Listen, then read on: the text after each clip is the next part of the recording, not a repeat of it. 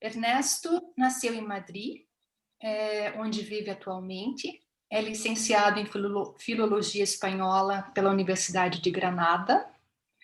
Foi professor e editor e trabalha como chefe do Departamento de Atividades Culturais do Instituto Cervantes. Como narrador, é autor de um conjunto de relatos, Las Botas de Siete Léguas e Outras Maneiras de Morir, e das novelas Santo Diablo, El Segundo Círculo, El Juego del Mono, La Fuga del Maestro Tartini.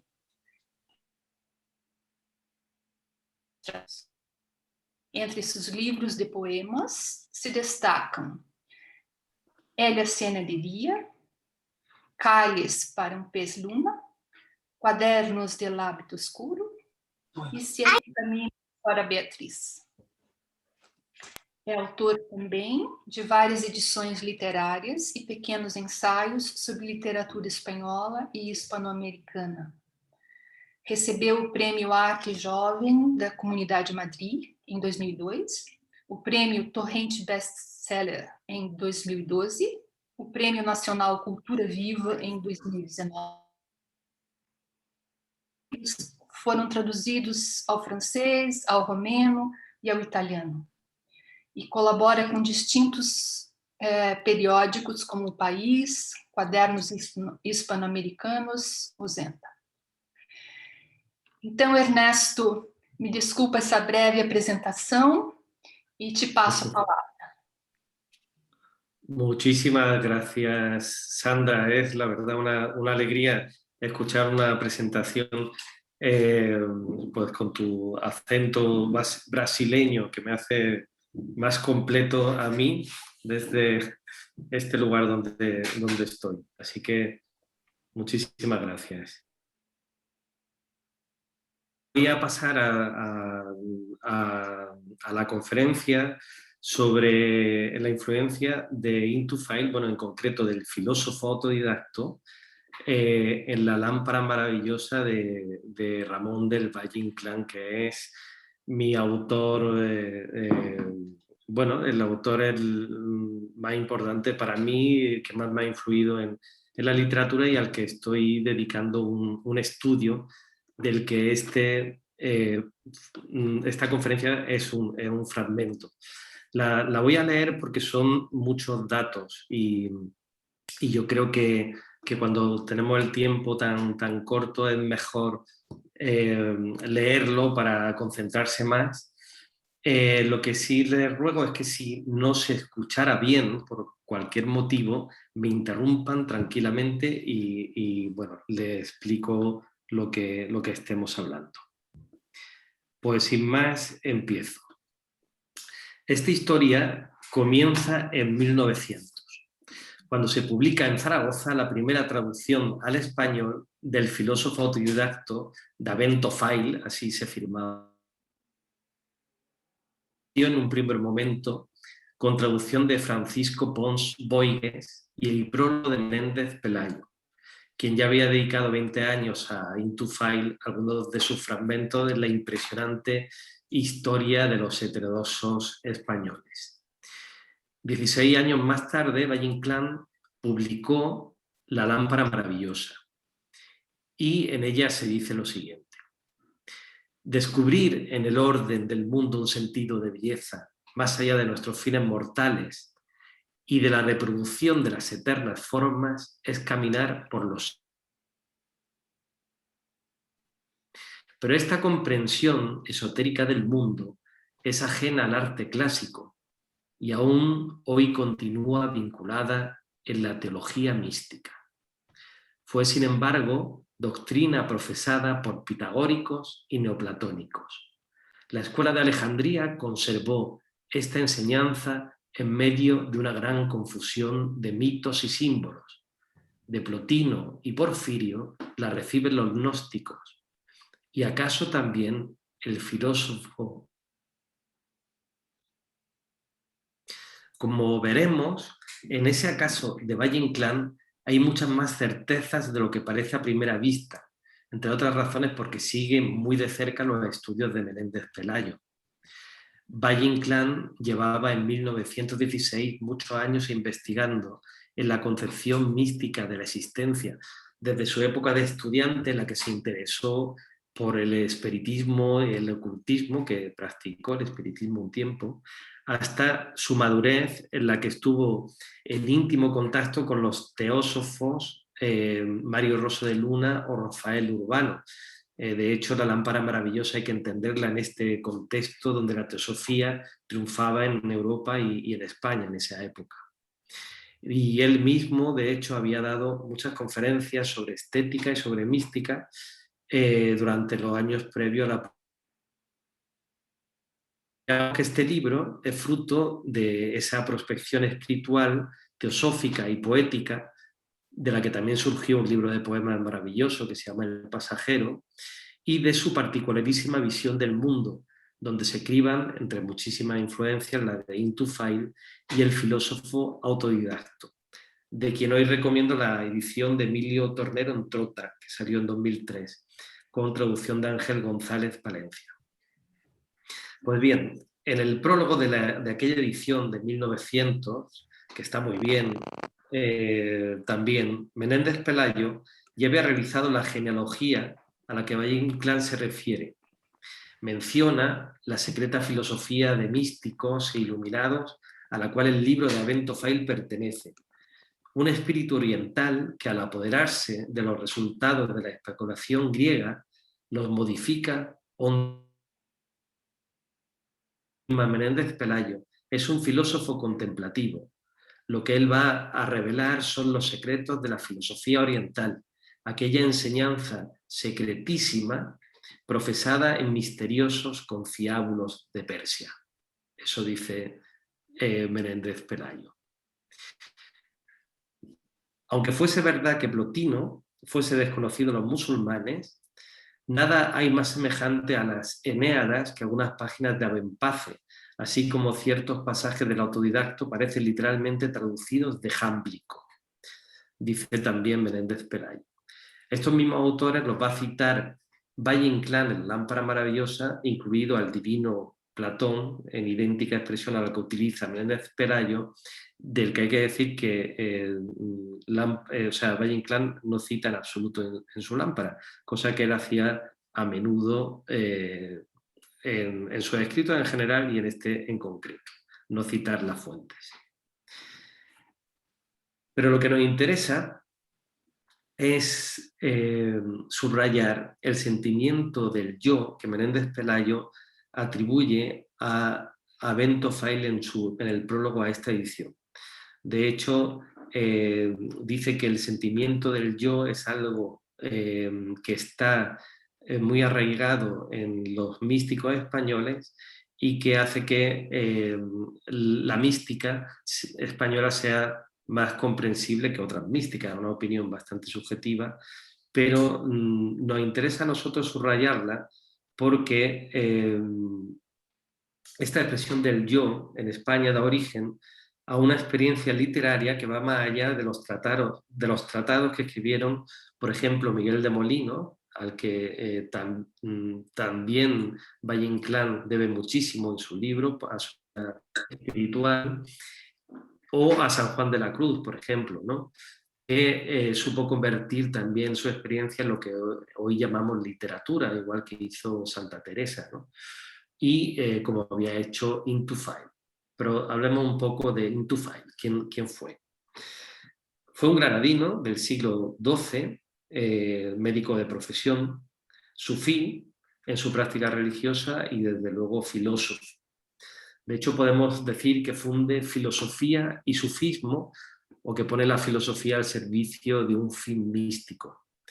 A través de Avicena recibe a Plotino, como adivinaba Menéndez Pelayo, más exactamente la Eneada cuarta, que se parafrasea en el pseudo Aristóteles, cuando dice: me he quedado solo con mi alma, me elevo con mi esencia de ese mundo al mundo divino, entonces me quedo maravillado de cómo descendí. Este título, el del filósofo autodidacto, triunfó a partir de la traducción que hizo al latín el primer profesor de árabe de la Universidad de Oxford, Eduardo Pocock, en 1771, aunque al parecer hay una anterior de Pico de la Mirandola. Pero el título literal de la novela sería más bien Epístola de Hayi Im Yakzan sobre los secretos de la sabiduría actual. Y habría que señalar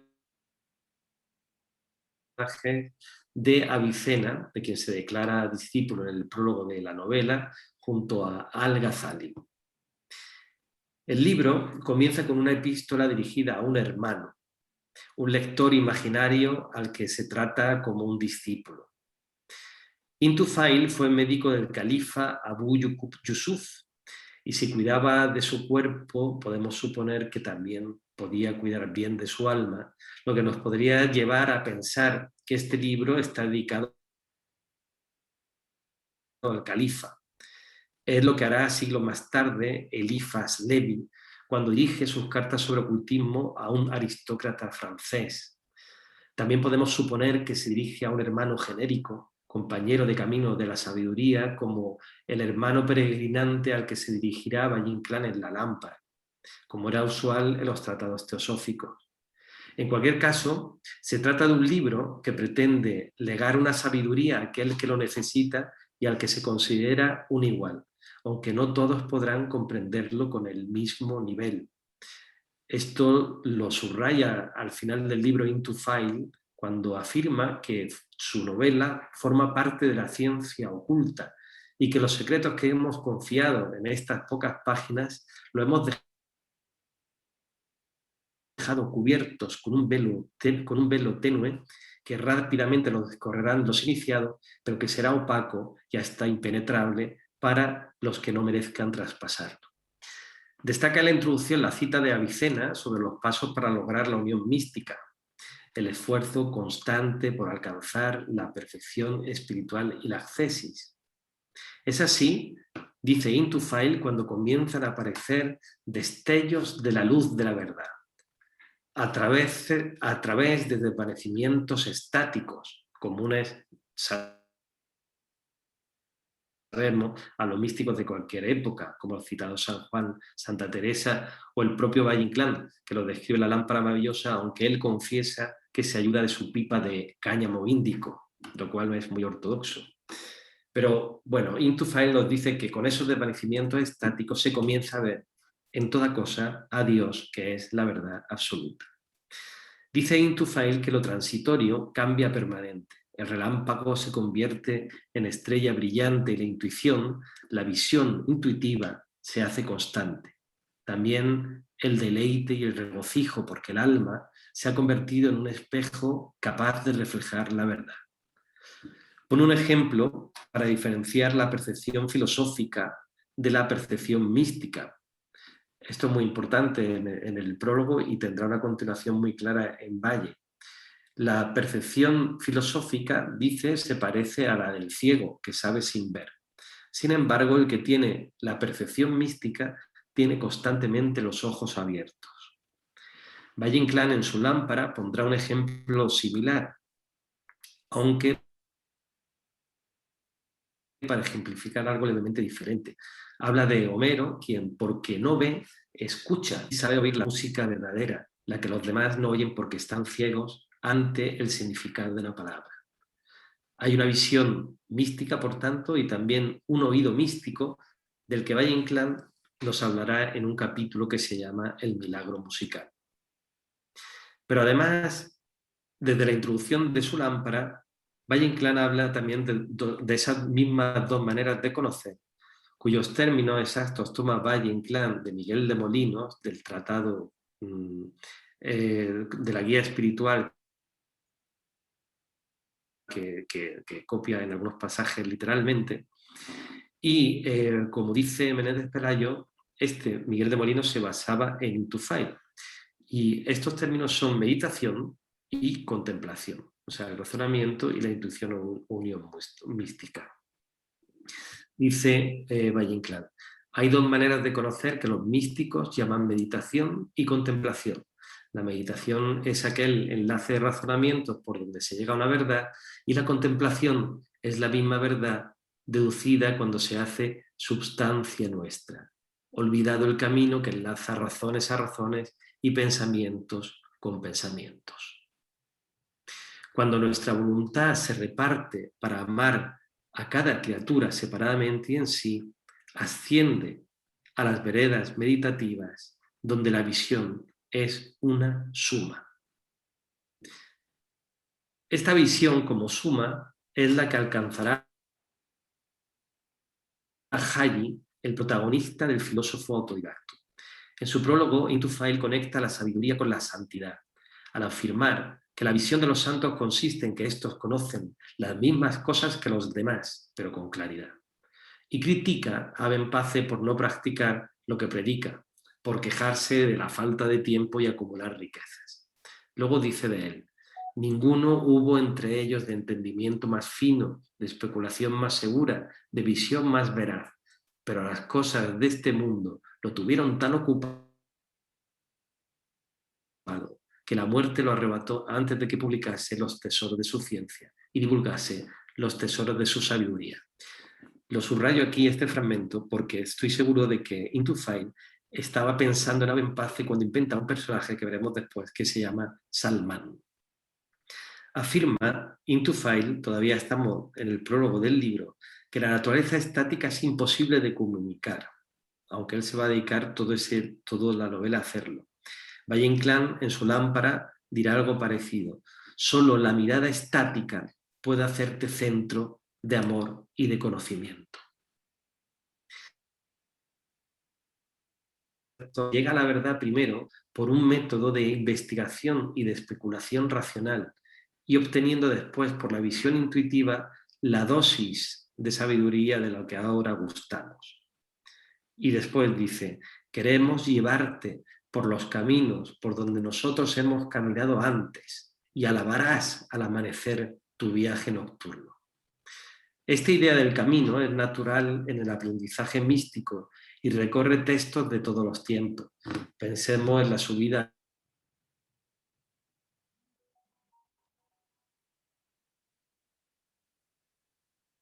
maravillosa, donde la invocación a este peregrino es constante.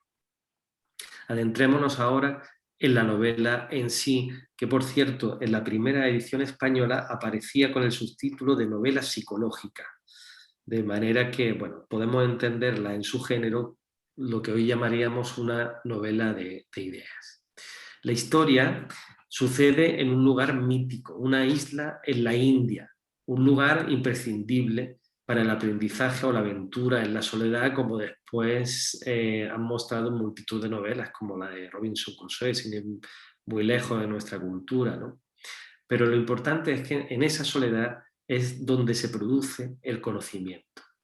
El héroe, como en muchos relatos míticos, es hijo secreto de una princesa, quien lo arroja al agua, como Moisés, por ejemplo, pero en este caso en una caja, dice el relato.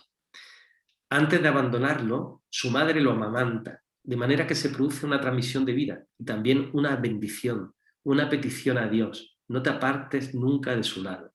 Y así sucederá. De hecho, de alguna manera nos avanza lo que va a pasar con Hayi, porque su camino va a ser acercarse cada vez más a él con mayúscula. El narrador nos ofrece otra posible explicación de la presencia de Hayi en la isla. Hayi nace por generación espontánea, en una burbuja de arcilla llena de un cuerpo sutil en la que entra el Espíritu de Dios.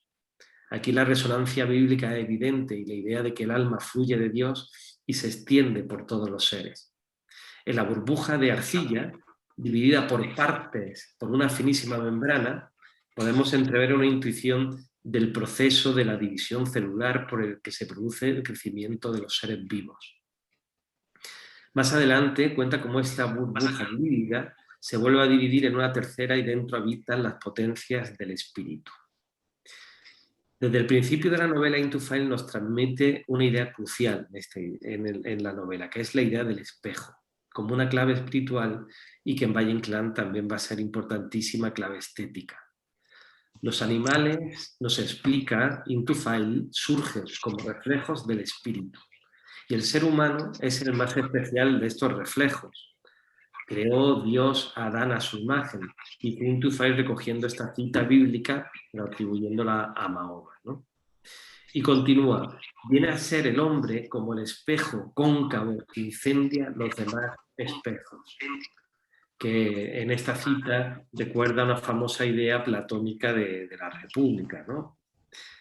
Es decir, que la realidad que vemos es solo un reflejo, o mejor, en el caso de Intufay, es un espejo que refleja a Dios. Esta idea será muy importante en el momento de la contemplación mística, donde todas las esencias que aparecen en la visión de Hayi son como el sol reflejado en el espejo, desde las esferas más altas a las almas individuales.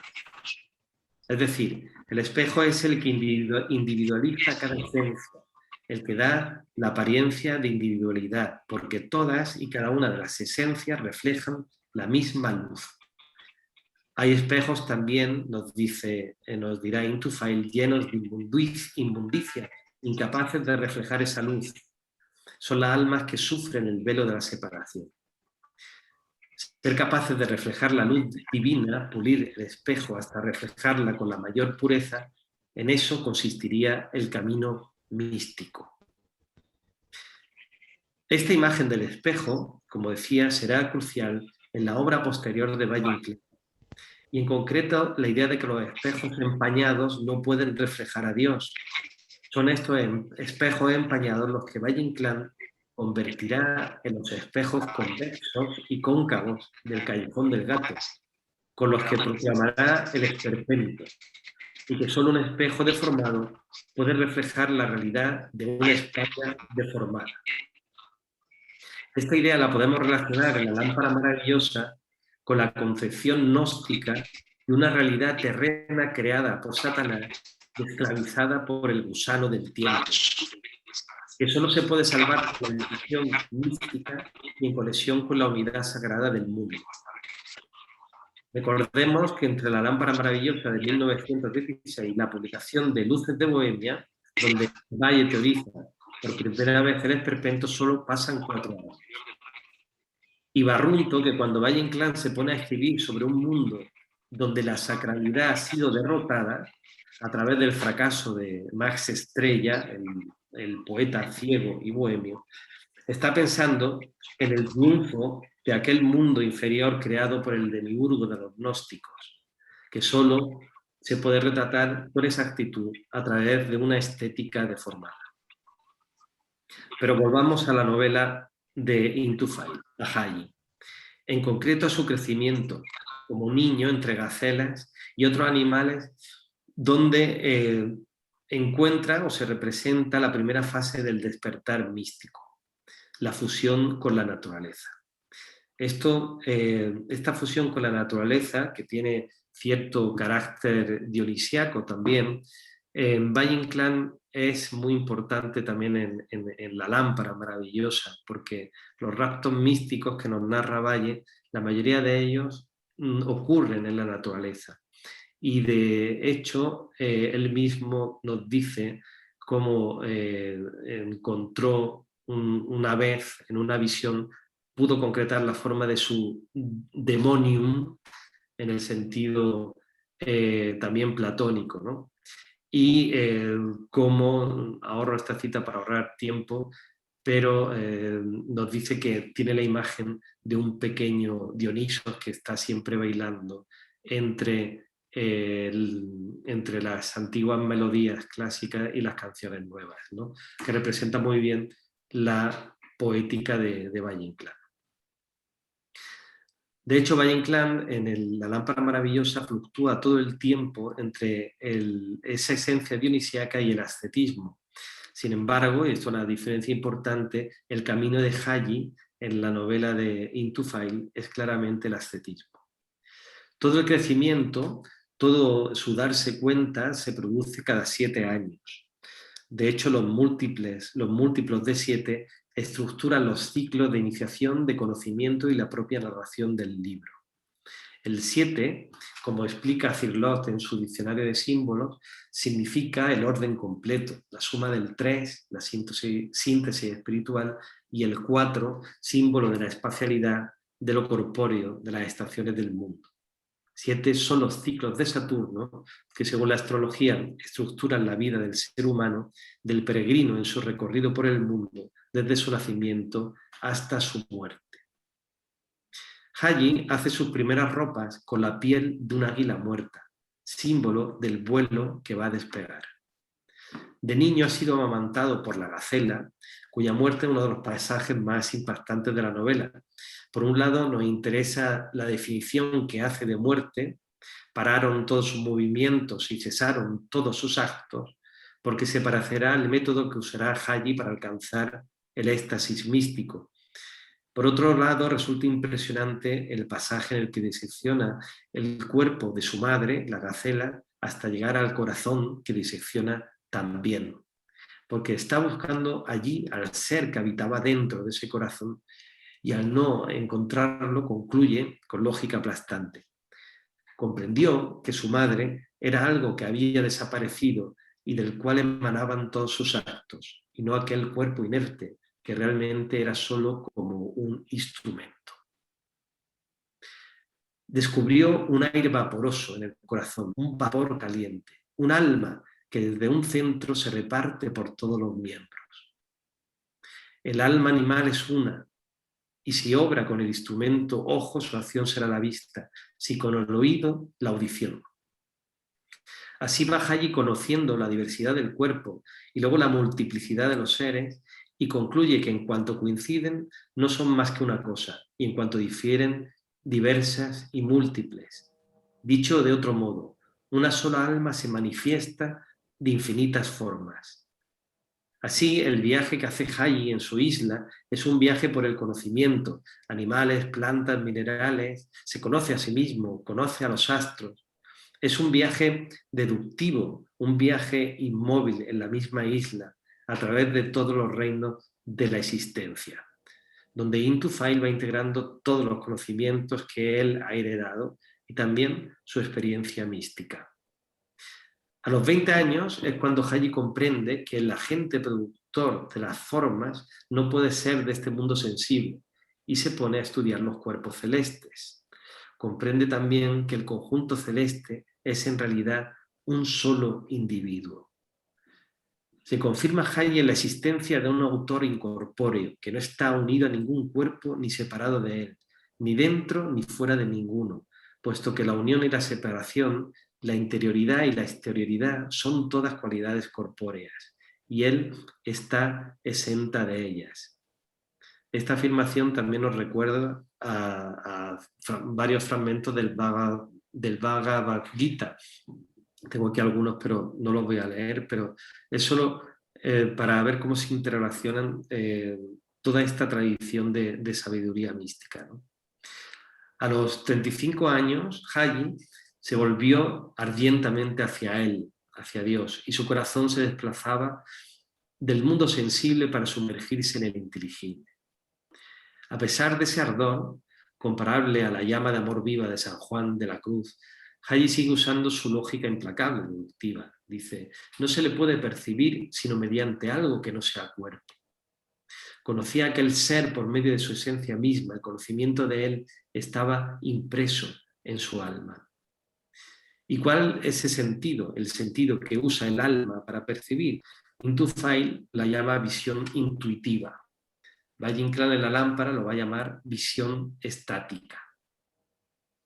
Para lograrla, Halley trata de asemejarse a las esferas y al Ser Supremo, e imitándolas propone la ascesis, la alimentación imprescindible y sin daño, la ayuda a los otros seres, el cuidado y la compasión, la danza giratoria, sufí de las esferas a las que imita con su baile, y la adquisición de la luz de las estrellas a través del continuo aseo.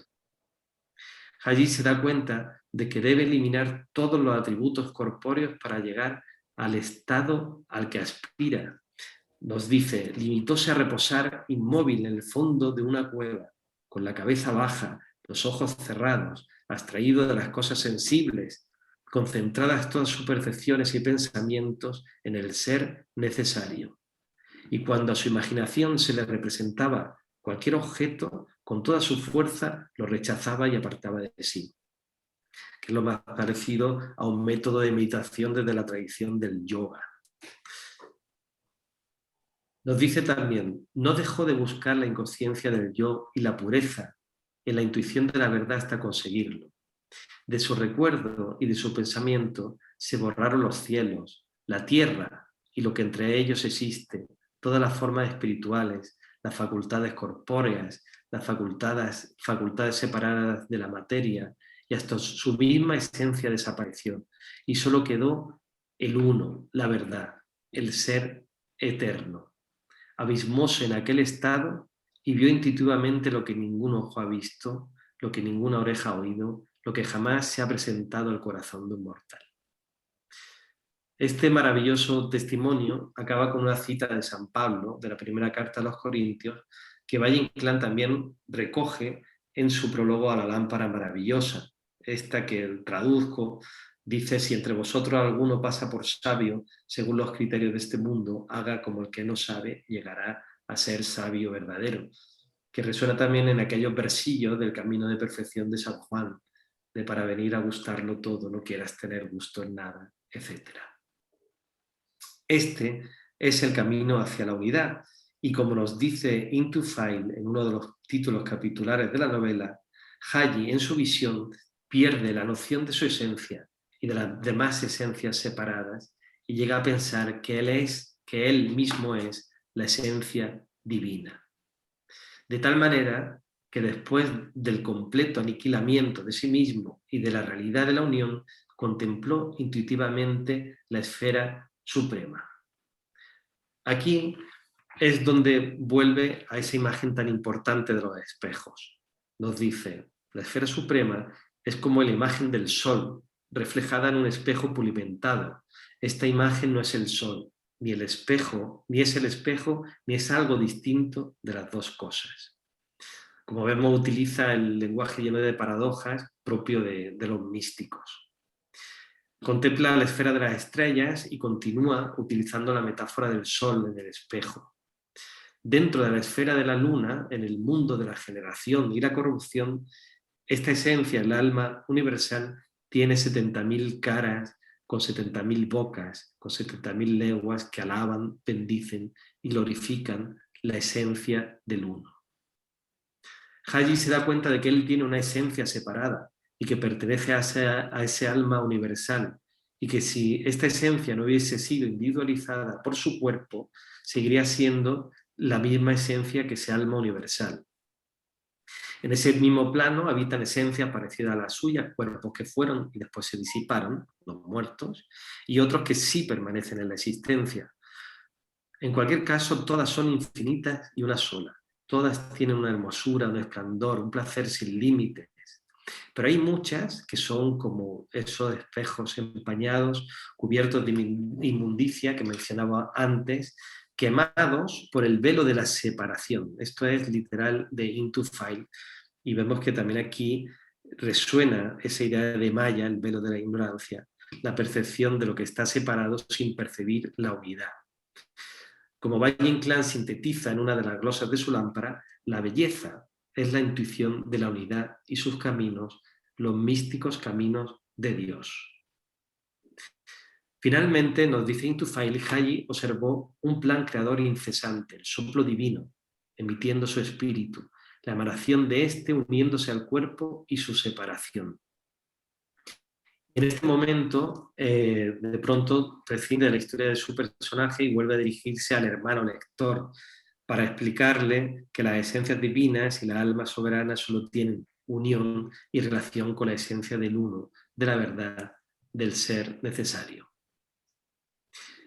Hay una idea fantástica, fascinante en este pasaje, porque corrige la perspectiva habitual del ser humano, en el que siempre nos preguntamos la existencia de Dios a partir de la existencia del mundo, ¿no? Aquí ocurre al revés. Intufail nos dice que si no existiera Dios, no existiría el mundo. De hecho, el mundo no tiene ninguna importancia porque no existiría sin Dios y se caería como un muñeco de trapo vacío. Por eso Haji se esfuerza por alcanzar el estado del éxtasis todo el tiempo posible, a fin de entregarse de continuo a sus delicias y a librarse del dolor que le produce el abandonar ese momento de éxtasis. Fui feliz en el éxtasis de la suma, nos dice Valle-Inclán en su lámpara. Y en otra glosa, cuando se rompen las normas del tiempo, el instante más pequeño se rasga como un vientre preñado de eternidad. Bueno, como es una novela, Haji, cuando ha encontrado el éxtasis, Into File nos introduce otra historia, nos introduce la historia de Afzal y Salaman, que resumo de manera muy breve. Afzal y Salaman viven en una isla cercana y los dos tienen inquietud religiosa. Salaman se dedica será rey de esa isla, o sea, toma el camino del poder, aunque es practicante, y Afzal estudia la religión. La estudia, es claro, la religión musulmana, ¿no? Lo curioso es que Into File nos explica, dice en un momento, que esa religión expresaba la realidad a través de alegorías, para explicarla así a los seres humanos, ¿no? Y con sencillez nos explica cómo obra el lenguaje en los libros sagrados, continuando con esa idea del espejo, ¿no? Los reflejos nos informan de otra realidad que no son ellos mismos. Esta idea de la alegoría se puede relacionar también con la lámpara maravillosa y el capítulo del milagro musical, en el que Valle sintetiza de esta manera. Dice: la suprema belleza de las palabras solo se revela, perdido el significado con el que nacen, en el goce de su esencia musical, cuando la voz humana, por la virtud del tono, vuelve a infundirles toda su ideología. Into File nos habla de estos nuevos personajes: Salman, que sigue el camino a la sociedad, y Afzal, que buscando la verdad religiosa sigue el camino del retiro y llega accidentalmente a la isla de Haji. Entonces comienza otra historia especular en la que los dos personajes, todavía sin encontrarse, se espían el uno al otro, hasta que Haji caza a Afzal como si fuera un animal extraño. Esto es muy divertido, y no al contrario, tenemos cuando Haji, pues claro, tiene unas grandísimas melenas y parece un animal, a Afzal le parece un animal salvaje, ¿no? Entonces, esta relación especular se intensifica, pues Afzal le enseña a Haji a hablar, porque Haji no sabe hablar, y Haji, cuando habla, le enseña a Afzal los conocimientos espirituales, esos conocimientos que Afzal había intentado alcanzar siguiendo los pasos de la religión establecida. Con esta historia parece afirmar en Into File que en el lenguaje no está el conocimiento, ni tampoco en los libros, sino en la experiencia directa del alma que conoce. Y con esto volvemos a la inexpresabilidad de la experiencia mística común a todo lo iniciado en ella. Y que, sin embargo, algunos, como el propio Valle-Inclán, o Rumi, o Janesvar, o Santa Teresa, consiguen expresar a través de la poesía, o en el caso de Into File de Valle-Inclán, a través de lo que hoy llamamos ficción. Dicho de otro modo, la realidad solo se puede explicar a través de un espejo en el que el lector pueda encontrarse. O si la vida es sueño, todo libro es la ficción de una ficción. No se puede escribir tratados sesudos sobre la ficción, pero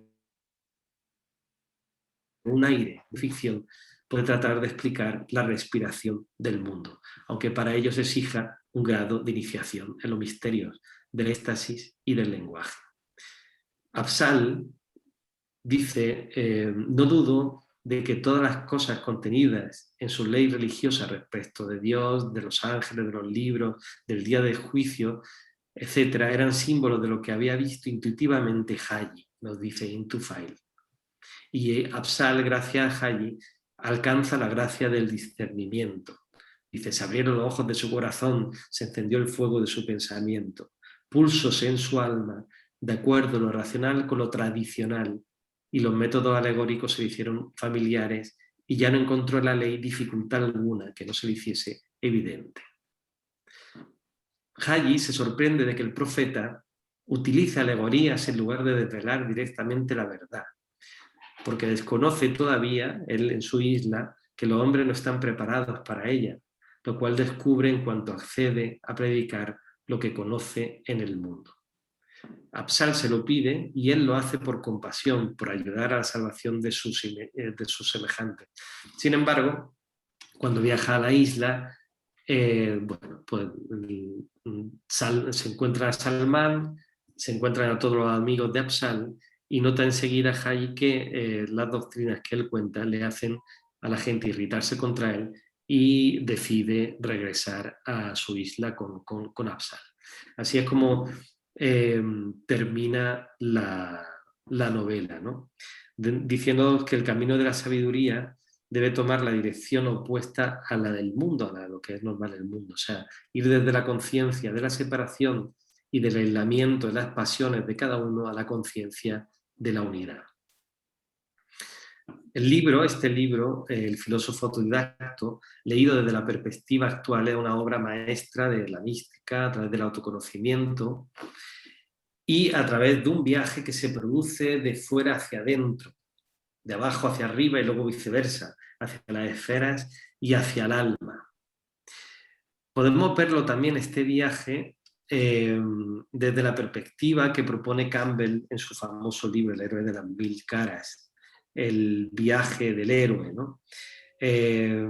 Toda la trayectoria de Hayy está llena de pruebas, desde el nacimiento, desde el abandono en el mar, ¿no? Desde la soledad, la ascesis, hasta pues llegar al conocimiento de Dios, ¿no? Y luego, como pasa siempre en el viaje del héroe que describe Campbell, regresa al mundo para enseñar su saber, pero el mundo no les comprende, ¿no? El mundo no está preparado para ello. Salamán, el príncipe que le recibe, representa la sociedad ritual, un camino de perfección mucho más largo, ¿no? Y a mí me gusta relacionar esto con el núcleo o sea, la visión de artistas como Valle Inclán, que se empeñaron en diferenciarse también del mundo al que pertenecían, a través de una postura profundamente estética, alejada del materialismo, que representa a Max Estrella en Luces de Bohemia, por ejemplo, con la Bohemia, y el Marqués de Bradomín, todo lo contrario, a través de un malditismo. Un malditismo que se opone al mundo moderno de 1900 a 1910, que se escriben las sonatas, y en el que esta lámpara maravillosa, de alguna manera, representa una expiación de ese personaje, de ese Marqués de Bradomín. Into File enseña que el filósofo místico, el solitario, es el que, haciendo el camino del corazón, de la visión intuitiva, puede alcanzar la visión de Dios. Valle Inclán, en su lámpara maravillosa, enseña que el verdadero poeta es aquel que hace el mismo camino y con el mismo fin. Toda la ciencia mística, como toda la creación estética, dice Valle Inclán, es amor y luz. Es importante también señalar, y ya termino con esto, que La lámpara maravillosa no es un tratado como la novela de Into File, es una ficción. Y quizá a diferencia de la novela de Into File, que propone, digamos, solamente la sabiduría, una sabiduría mística, La lámpara maravillosa propone también una manera de seguir creando, seguir creando a partir de esa intuición. No dejar el mundo, sino participar en el mundo.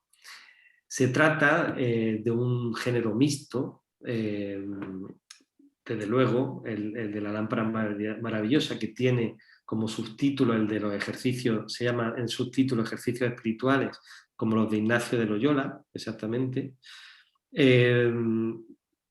pero tiene un aire de ficción del que, bueno, podría hablar luego si hay alguna pregunta. Tiene un claro aire narrativo que se parece mucho a las sonatas de Valle Inclán.